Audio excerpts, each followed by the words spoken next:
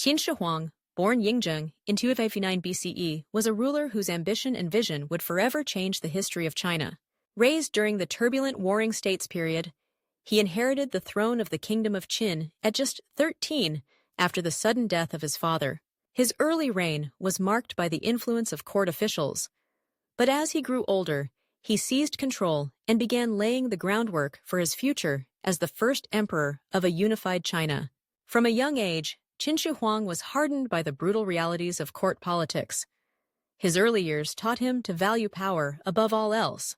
At the age of 22, he began ruling independently and immediately set his sights on a goal that would consume him: the unification of the fragmented kingdoms of China. Over the course of just 10 years, he launched a relentless military campaign, conquering the rival states of Zhao, Wei, Chu, Yan, Han, and Qi. His army was disciplined, efficient, and terrifying in its tactics, securing victories and bringing much of China under Qin control.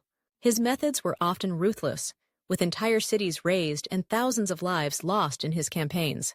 But by 221 BCE, he succeeded in his grand ambition, unifying China under his rule and declaring himself Qin Shi Huang, meaning first emperor of Qin. His new empire stretched from the southern regions to the northern borders, setting the foundation for imperial China. Qin Shi Huang's rule was marked by monumental reforms. He standardized the writing system, currency, weights, and measures, helping to unify the vast and diverse empire. He even began constructing what would later become the Great Wall of China, building fortifications to defend against northern invaders. Roads and canals were constructed, facilitating trade and communication across his massive empire. But beneath these achievements, Qin Shi Huang's reign was one of tyranny.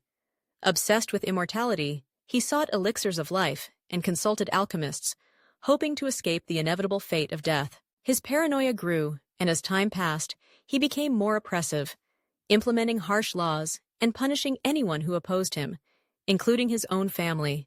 His cruelty extended to his children, as his eldest son, Fusu, was executed after a political intrigue. This act shattered the imperial family and foreshadowed the collapse of his empire. The emperor's reign began to unravel in his later years, and as his health deteriorated, his search for immortality became even more frantic. In 210 BCE, while traveling across the empire, Qin Shi Huang fell gravely ill. His death was kept a secret for some time, and upon his passing, the empire began to crumble. His son, who succeeded him, was unable to maintain control, and soon civil unrest swept through the Qin dynasty, leading to its downfall. Though his dynasty lasted only 15 years, Qin Shi Huang's legacy endures. His vision of a unified China lives on in the Great Wall, his reforms, and the imperial structure he established. Yet his reign also serves as a warning. His ruthless pursuit of power left behind a fractured empire, plagued by fear and rebellion. Despite his many achievements, Qin Shi Huang's story is a tragic reminder of the cost of absolute power. Qin Shi Huang died, but his impact on China is everlasting. His tomb, guarded by the famed Terracotta army, still stands as a testament to the legacy of the man who sought to conquer not only China, but time itself. For more Chineas history, check out our channel and subscribe.